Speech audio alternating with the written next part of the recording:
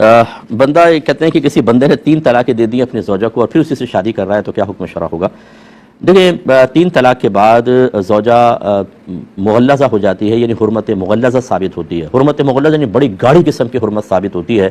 1 طلاق دیتا، 2 طلاق دیتا اور عدت میں نکاح نہ کرتا اور یعنی چھوڑ دیتا عورت کو حتیٰ کہ عدت گزر جاتی تو یہ ہلکی حرمت ثابت ہوتی ہے، وہ بھی حرام ہو گئی عدت کے بعد، لیکن اس سے نکاح کر سکتا تھا۔ لیکن 3 طلاق کے بعد بڑی گاڑی قسم کی اور سخت قسم کی حرمت ثابت ہوتی ہے، اور اس کو ختم کرنے کا طریقہ یہ ہوتا ہے کہ وہ عورت اپنی مرضی سے اس شخص کے علاوہ کسی شخص سے نکاح کرے، اور غیر مشروط نکاح ہونا چاہیے، پھر ان دونوں میں باقاعدہ جسمانی تعلق قائم ہو، پھر وہ شخص اپنی مرضی سے اس کو طلاق دے دے یا اس کا انتقال ہو جائے، پھر یہ عورت اس کی عدت گزارے، اس کے بعد پھر یہ پہلے شوہر کے پاس جا سکتی ہے، یعنی گویا کہ اس پروسیس کے بعد پہلے والے شوہر کے لیے حل جدید پیدا ہو جاتی ہے، یعنی نیا حلال ہونا پیدا ہو جاتا ہے۔ اب اگر وہ شادی کرے گا تو شادی بھی جائز اور دوبارہ 3 طلاقوں کا مالک ہو جائے گا۔ اس کو عرف عام میں حلالہ سے تعبیر کرتے ہیں۔ تو یہ حلالہ قرآن اور حدیث سے ثابت ہے، پری پلین حلالہ کی بات نہیں کر رہا ہوں جو میں نے آپ کو طریقہ بتایا۔ فَإِن طَلَّقَهَا فَلَا تَحِلُّ لَهُ مِن بَعْدُ حَتَّى تَنكِحَ زَوْجًا غَيْرَهُ، کہ پھر اگر یہ شوہر بیوی کو تیسری طلاق دے دے تو یہ پہلے شوہر کے لیے اس وقت تک حلال نہ ہوگی